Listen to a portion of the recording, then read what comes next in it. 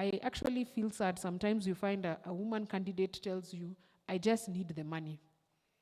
And that's now where we lose it. Because I say contribution can be in any form. I can decide to print posters. I can decide to be, your person on the social media platform, and I take a whole day just to advertise and talk about you and why should people vote. That's still contribution.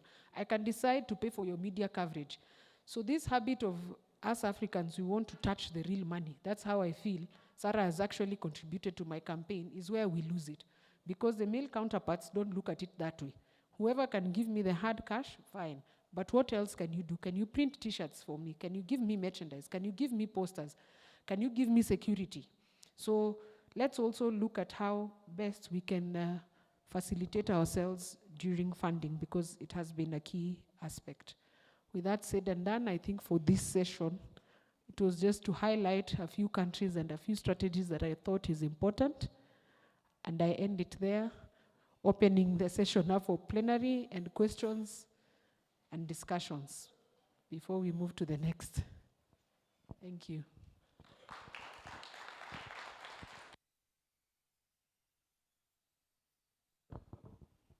If you don't, I'll ask you.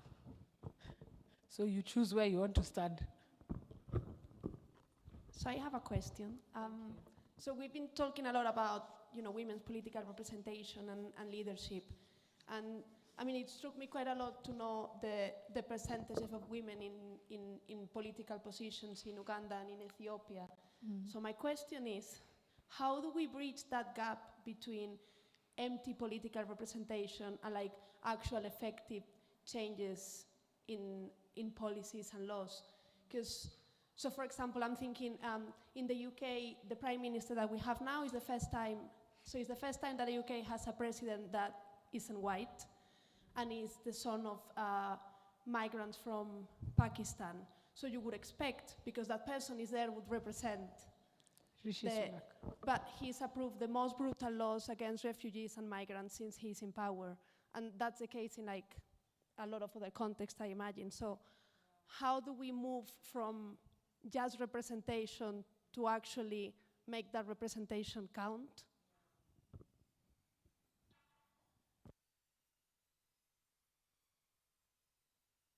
The other person who wants to answer before okay, Maureen, thank you. So Rishi Sunak is also one of the world's billionaires. So, and we have to remember that coloniality and whiteness replicate itself wherever they are. And sometimes it replicates itself in black people, brown people. And Rishi Sunak, again, specifically went to Eton, where the programming is very strong. And it's a very neoliberal school as well. So I don't think that Rishi Sunak has been exposed to feminist thought, having been in those circles, nor has he been exposed to anti-racist thoughts. And as for in Africa, how do we bridge the gap between representation and between just representation and effective representation? And I'll just speak for Kenya, then maybe we can go around. As I said yesterday, that every single law in Kenya that is pro-women has actually been put by women.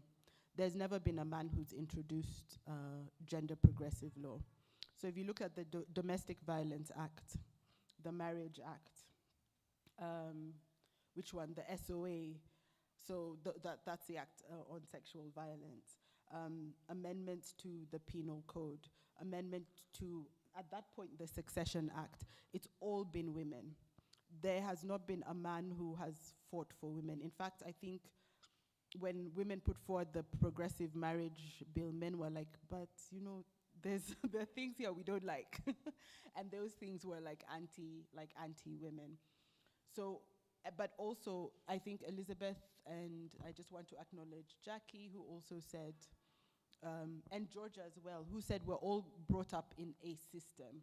So even the women in Africa are brought up in that patriarchal system. So it's, I think, up to organizations like Womankind to fund feminist work around this, but it's also like the organizations here are already like doing work around women's political participation. Yeah, that's all I have to say.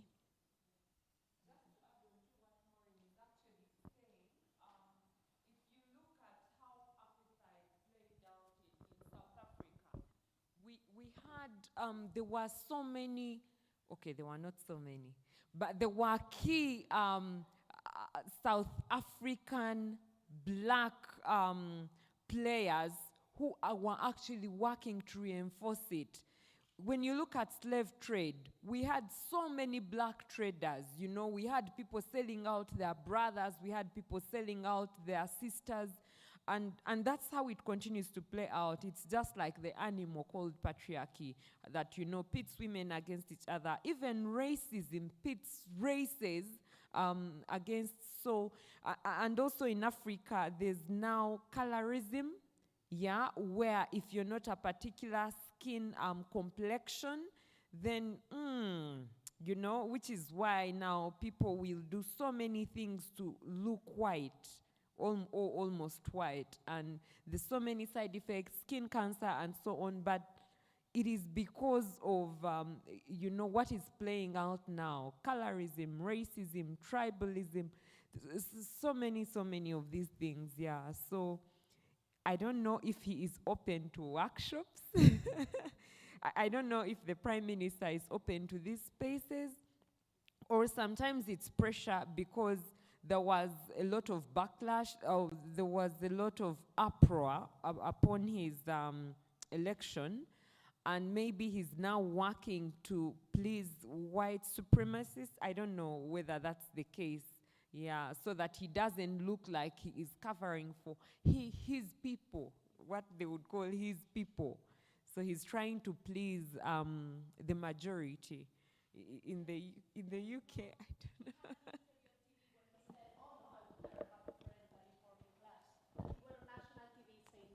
I don't know. Sorry. So that I only gave that example because it's just one that is maybe a bit, it's known. I didn't want to give like a smaller example, maybe from like Spain, that it would be someone like a prime minister, like a minister that no one knew. I thought that Rishi Sunak was an example that maybe was a bit closer without being for the context. The guy's horrible. He went on national TV saying, I would never have a friend that is working class. Like, he's definitely not a good example. He didn't arrive to power advocating for the rights of migrants. He arrived to power advocating for the rights of rich people. But there are many examples, and as Fikirte was saying before, how there are women that maybe arrive to power, but then whether because patriarchy smashes it down, whether because they don't have the power to actually speak up, or whether because they get dragged into the politics of the party. And I was just wondering, what, as women's rights organizations, can we do to make sure that once they arrive to power, they have the willingness and the power and the space to actually keep advocating and do effective representation? So yeah, Rishi Sunak is the worst. But yeah, it was just an example. I actually do agree with you, because in Uganda we have the same, so we have the Uganda Women's Parliamentary Association, WOPA, and it's actually through that association that some retrogressive laws and bills are actually being tabled.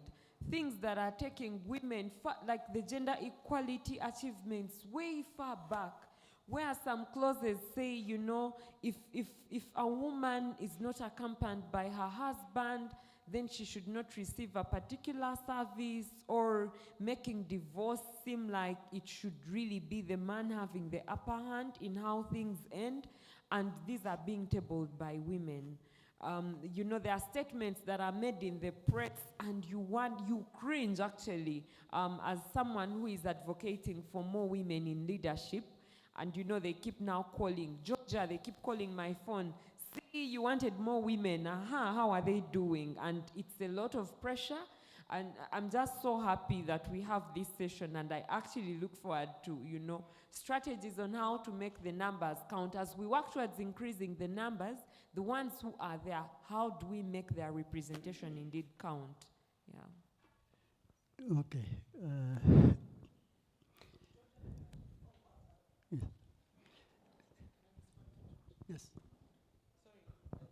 very politically interested person.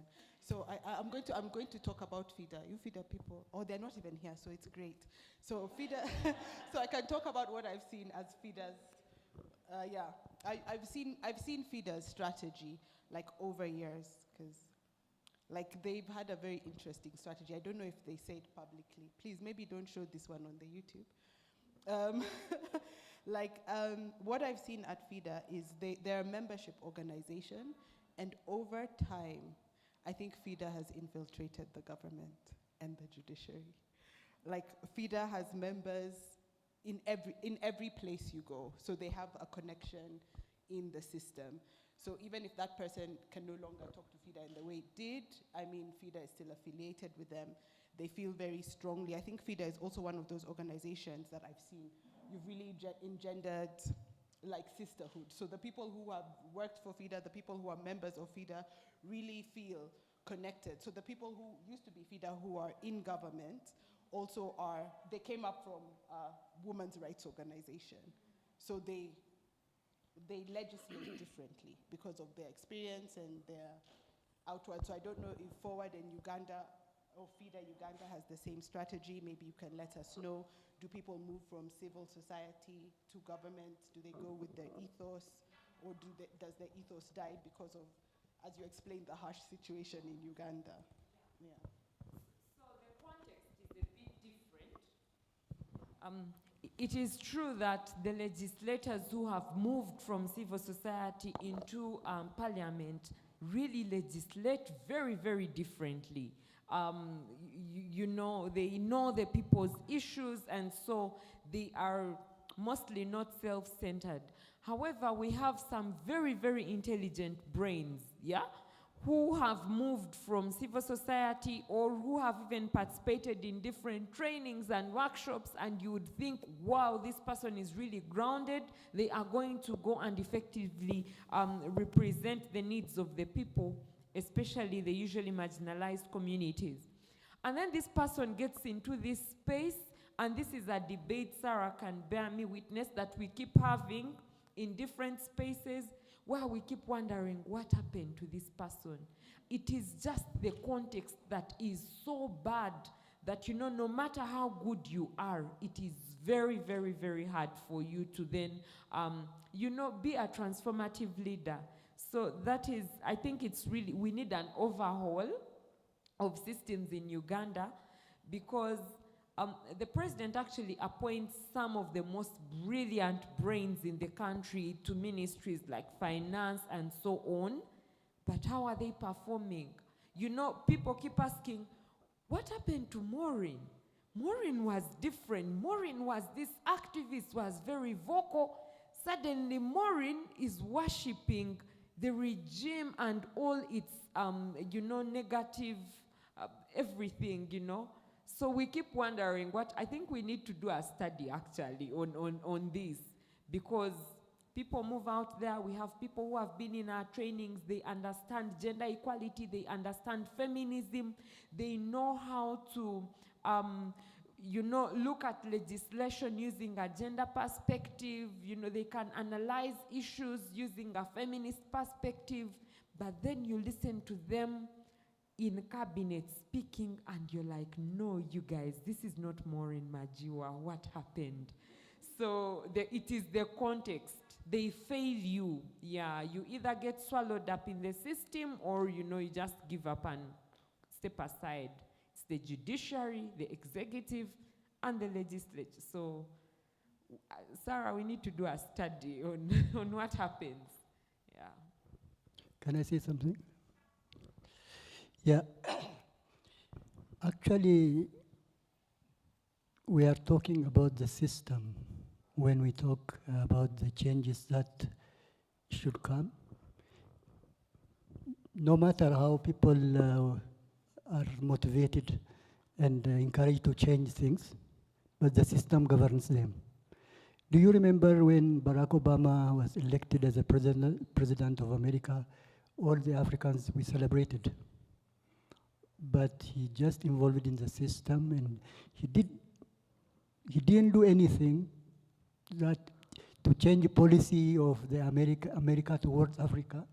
in the other continent. And as an Ethiopians, we have a very recent incident when Donald Trump was really harsh on Ethiopia regarding the dam. And when Joe Biden was competing, Ethiopians in diaspora, Ethiopians contributed a lot. They did a lot to have the election, to assist Joe Biden. But he came and even strengthened all the embargoes on Ethiopia, even to the extent of expelling Ethiopia from benefiting from agua. So these people are operating with the same system. So even in our country, if you have somebody who is energetic, who has a lot of ideas to change, when he just goes to the system, he has very little to say, because the parliament is a majority vote, the House of Representatives a majority vote. So I think the strategy is to work to change the system and to assist individuals to contribute and to assist to do what they really wanted to achieve in their life, in their political life.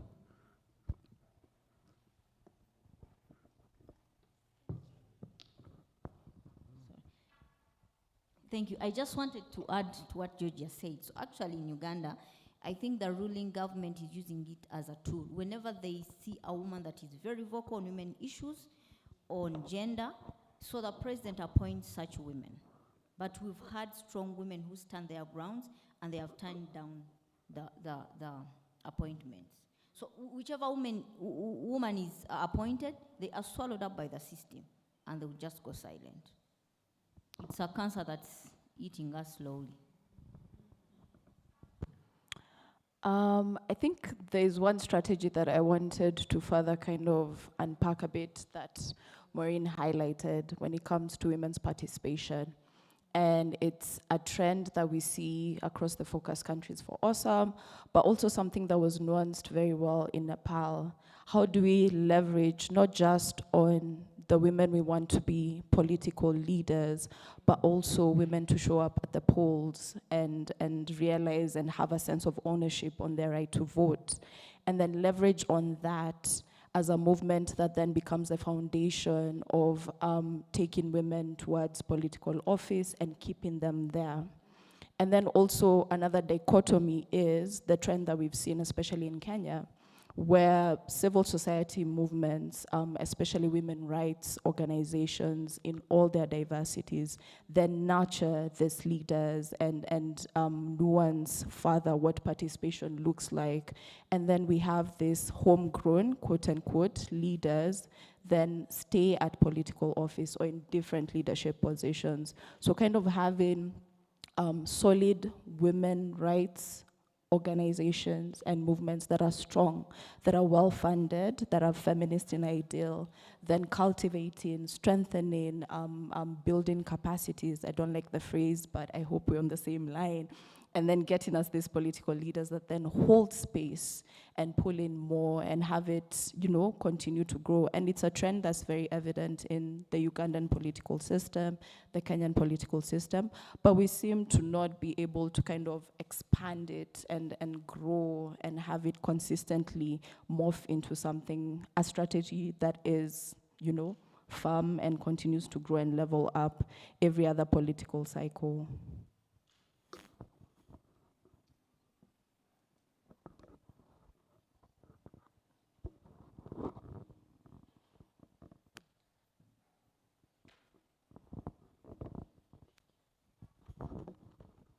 Thank you. Thank you very much. Your point, I think I'll start with the last, if you allow me. We discussed it when we were discussing the cycle. If you remember, I can look for that flip chart on how we were transitioning from the key areas that we need to put focus on.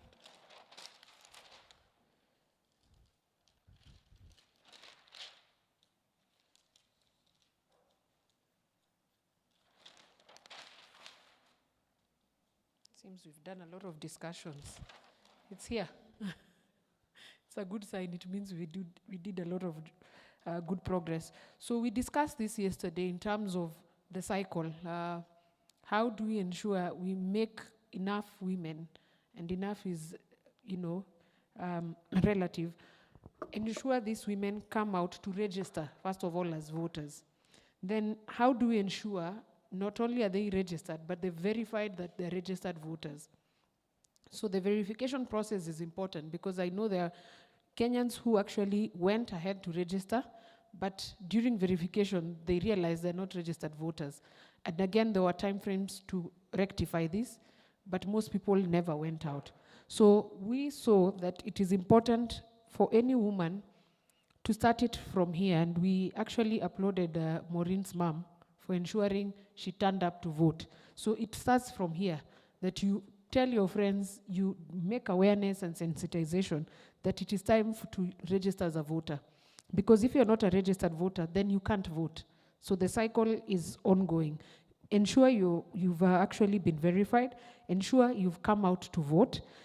Ensure on the election day you're there and you've actually made your voice known. So the cycle, I agree with you, is very important.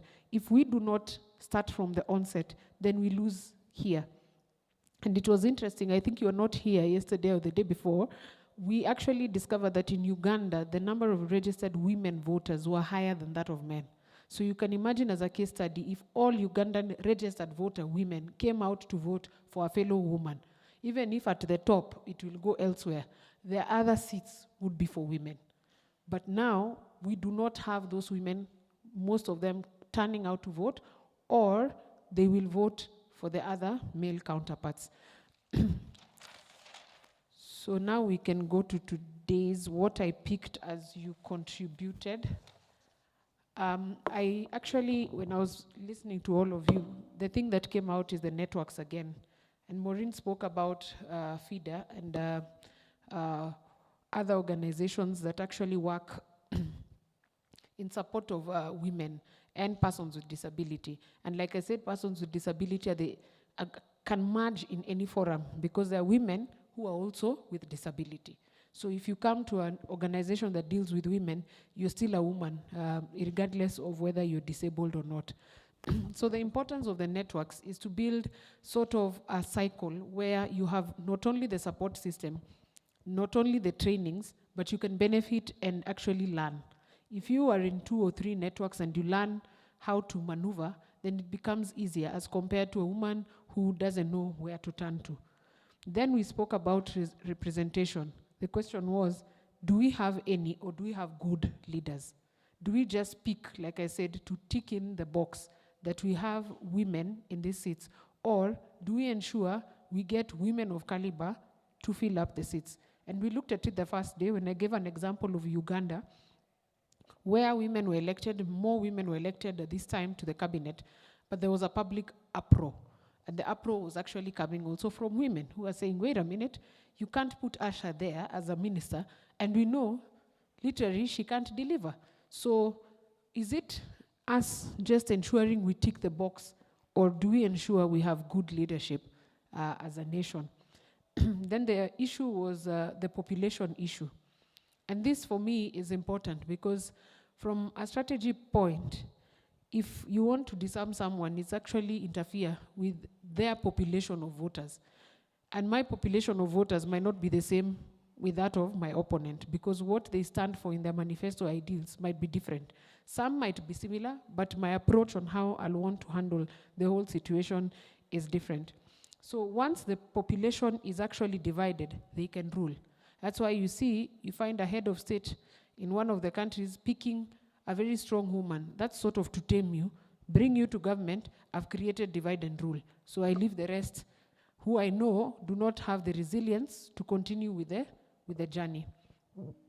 And that still comes with positions that come in. So the key thing that stood out for me is the toxic environment. And when I say toxic, it interrelates with state capture. My sister for state capture has left today. So the two come hand in hand. Why do I say that? You might be a very good leader. went to school upright, you can do things, you can legislate in parliament, but most of our African context, we actually vote depending on what our political parties or our party leaders say. In Kenya, it's even different. The party leader can tell you, don't go this line, but you defy. So what happens to leaders once they get the ticket and they're elected to parliament? Where does the accountability stop? I think for me that is a crucial point. And like I said, Kenya has a very good constitution because we have the right to recall.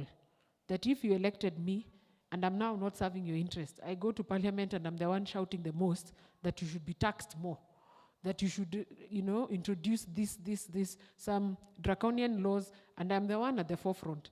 We have a right, but we've never exercised. We've never had in Kenya an MP or a senator being recalled. It has never happened, yet there's a provision in the law. So whose fault is it? Is it us who tolerate the culture of impunity in our systems, or is it them to blame? For me, I look at it at two folds. There's the nationalistic aspect. I came to this seat of power to serve my people. It's no longer about me. So what happens in most countries, even the opposition, which is supposed to do the checks and balances, lose focus. So once you get to parliament, you work with the government. So if I am the president and I want to ensure a certain bill is passed, I just call Maureen from opposition, give her some little goodies, and tell her now, go and sort and ensure. So you find that the day of voting, actually it is the opposition that now votes overwhelmingly. Yet they were supposed to do the checks and balances. So where does that stop? And that interrelates with funding. Because you find most of these people use a lot of money during campaign. So the first priority for them when they come back and they get that seat is actually to recoup their money back. It is not about the Mwananchi, it's what can I get back? And that has happened across the African continent. So again, like I said, we have a role. We actually support that impunity by allowing them to get away with it, because the law is very clear. Do we exercise our rights as a citizen? The answer is no. So that also brings that they know I have 5 years to do what I have to do and nobody will touch me. But if, like in a Kenyan situation, you can imagine if we recall 1 or 2, the rest will now toe the line. They'll know we are here, there are people who are watching us, and that also brings the aspects of checks and balances. Do we have checks and balances in our African context, or we leave it to state capture? So state capture starts with that. If, let's say, we exercise, like in the Kenyan context, our right to recall. If you recall 3, 4, the rest will be scared. So nobody will play to the tunes of the state capture because they know it is in it for me. Because if I lose my seat, I'm going home alone. The state will not assist me. So if 2 or 3, and that's where now our duties start, if 2 or 3 are shown the door, then the rest know it is bad. So even if they are called and told, pass this draconian law, they'll be scared because they know as soon as I finish passing this law, I will be home. So where does then the citizen participation or me and you come in? State capture was elaborated throughout the 3 days. And like I said, how do we deal with this monster? It's not unique in African contexts. In fact, it's not only unique in some countries, it's across where people control everything from judiciary. So there's no doctrine of separation of powers. Kenya is actually a state which in our constitution and laws, we have the doctrine of separation of powers. So there's no way the judiciary or parliament or the executive should actually overlap. They can work together, but they are all independent. And so there's that separation of power. But is that the reality on the ground? Again, we come back to law versus reality. Now, people get into politics for one reason, power. Let nobody lie to you, it's because I want to come and give you water in your village. They are there to get the power. It is the power that dictates whether I'll bring water or not. If I have no power, then I cannot do anything. So since this is the biggest reason why most politicians get to power, is because they want to vie and be in power, or they support a certain candidate for them to be in government. So the whole essence is power. And in our African thinking is, if you're with the current regime, you have more power, so you have say. Yet they forget you can be also a citizen and still play your part. So this has now caused a problem in Africa because all leaders is about them. And it explains why there are so many heads of state who cling to power for years, even when their capacity, the health-wise, cannot run a country. So this power is also something we need to access. For this power is something we delegate to them. I think I love how Kenyans now know their rights and constitution. Nowadays, we're told sovereign power lies with the people. I think Article 1 has been over-elaborated in our campaigns and also during protests. So power belongs to the people. The minute you give out this power, it's delegated power. So again, we come back to voter education, civic education. Do people know that power lies with them? Because in my situation, I think in my country, people know, but just not in details that what it entails to delegate power. I spoke about this. Money is also another issue.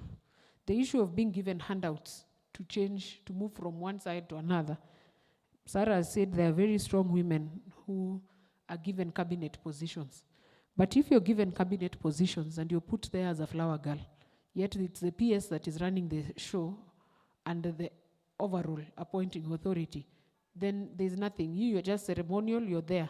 Most African countries, it's just for ticking the box in terms of compliance, because you don't want to be seen as a state or that does not follow the international conventions. So you're put there, it's because of the money, you're put there, you're given money, and you stay there as a stooge. Whether you talk or not, you have your money, you have your vehicle, you have an office. Most of them you find they don't even have something to do. You get in, read the newspaper, because it is the PS running everything. And most of these smart, and I call them smart, ensure they do that. So they just keep women as flower girls. But the question is, are you able to sit in a table and discuss? This, for me, has been on the rise, not only in Kenya, but in the globe. The rise of populism. For a very long time, the world is now slowly creeping into populist leaders. And it's also a worry because there's the side effects of also having a populist leader. They always come with manipulative thoughts and come and say we. If you listen to them, it's we. It's never about him. He says we. So populism has also sort of contributed to where we are, because most of these leaders, they're not people who believe in the rule of law. It's just how to manipulate. I get to power, I forget about everything I said. But when I'm coming for votes, I start now enticing you. I start saying we. And you look for things that move away from me too, centered to around people. But at the end of the day, we lose it. So for me, I think we have a lot to achieve.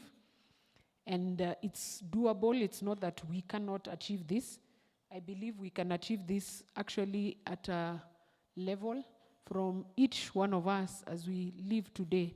You have a role to play. At least if you can be able to move, and Sarah gave us that example, to get funding for a certain aspect. If your target is to ensure voters come out to register, potential voters, that anyone above 18 should be out on the voters list, then it means you go home making sure you send proposals for support and funding in ensuring that people come out to register as voters. If you want to actually participate and ensure you do outreach programs, that is also something we can do. For those who have access to committees in parliament or women politicians in their different countries, it's also a good platform. Please maximize, introduce your bills, introduce your policies, give your thoughts, and actually, like Sarah said, be in the budget-making process. If you feel persons with disability have been left out in Ethiopia, then the ball is actually on our court to ensure we look for the committees that deal with budget in different countries and actually seek audience and explain why we feel it is time for these specific groups to be given allocation. Thank you so much. Unless there is a question.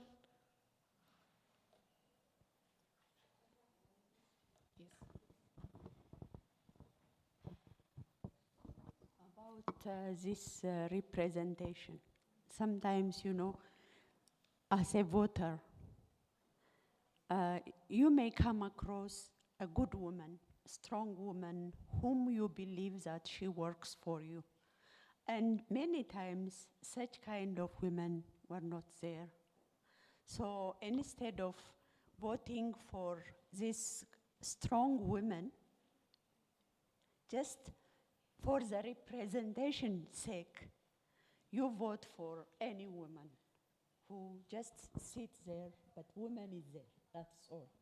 So which one is ignoring that woman without knowledge or capacity and just leave the place without voting for anybody, or just vote for that women just for the sake of women?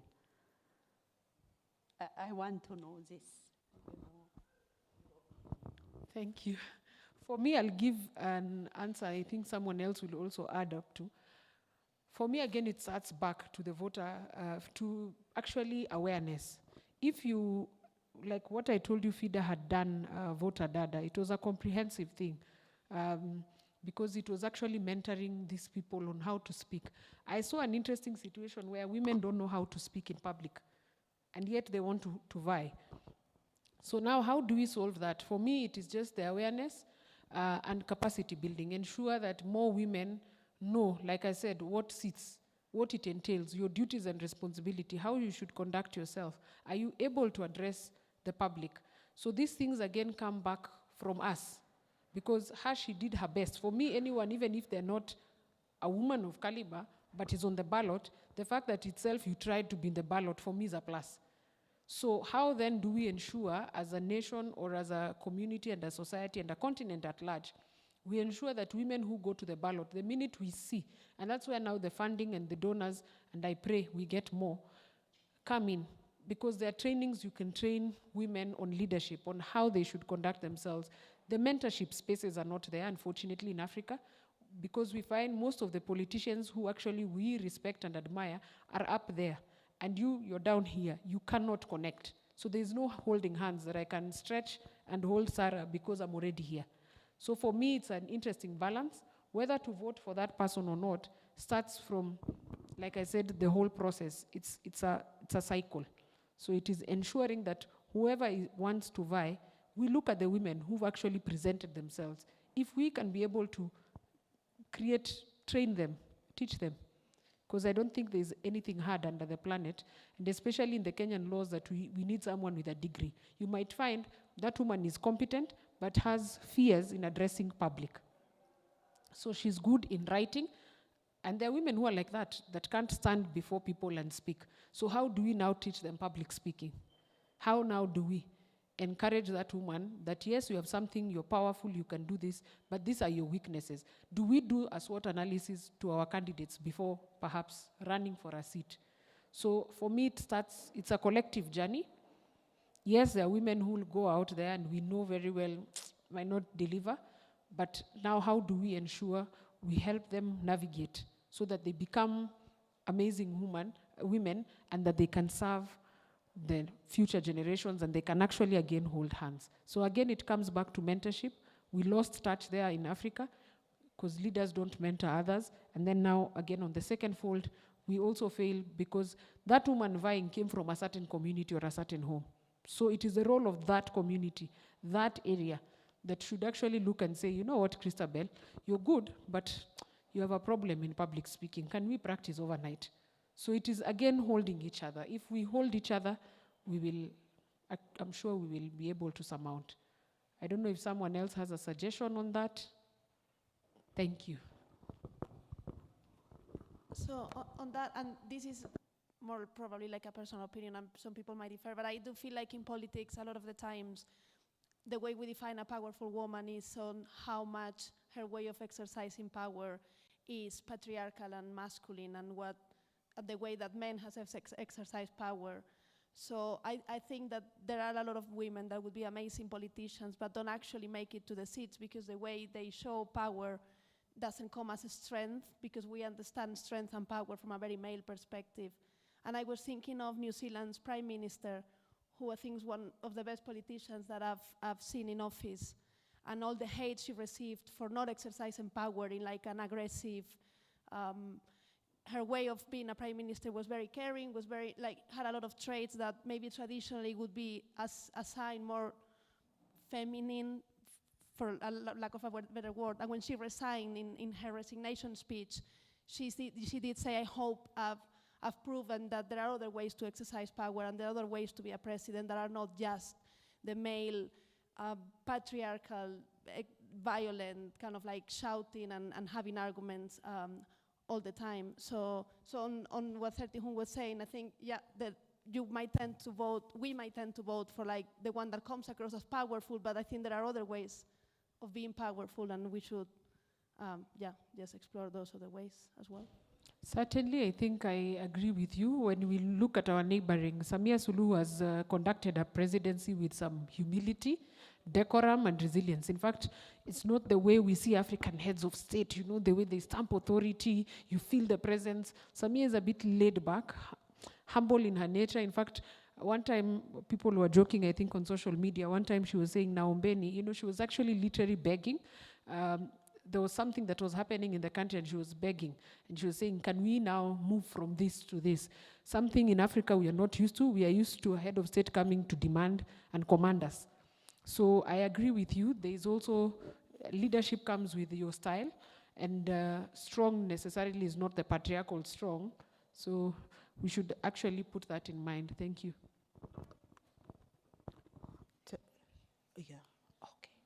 To answer Zetihun's question, I also have a different take. I would vote for the woman. Like, we vote for incompetent men all the time. Like, for me, I think, as Asha said, the woman can be trained later. So I don't have any qualms. And then for me, when I vote for men, which I have done, the president, I don't have a choice. I've tried. They have tried. But in the other seats, when I vote for a man over a woman, that man has to be really qualified, because Lord knows we have voted for incompetent men. So just because a woman doesn't have the skills or it's her first time, we don't all come into situations where we have skills, but we learn by doing. And I think for politics, as it is now, it's very much a baptism of fire. So for me, if there's a woman who is incompetent, I will vote for her and then send her to trainings, leadership academies, and those kind of things. So as you go home, you also try and get funding to support women so that we train women. We also go to consult again. Any other question? Comment? Thank you very much. I'll hand over the program back to Maureen. Thank you, Asha.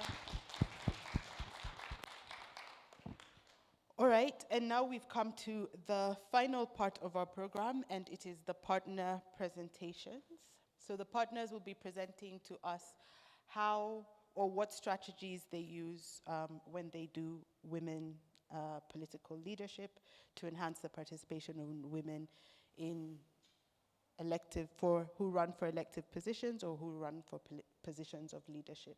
So there's FIDA. Christabella, are you giving the presentation for FIDA? So we'll start with FIDA and WCC before lunch, and then we'll have FOWODE, UDNA, then SWDA.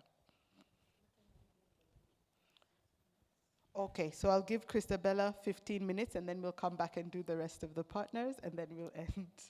So just one partner before lunch. Christabella, go ahead.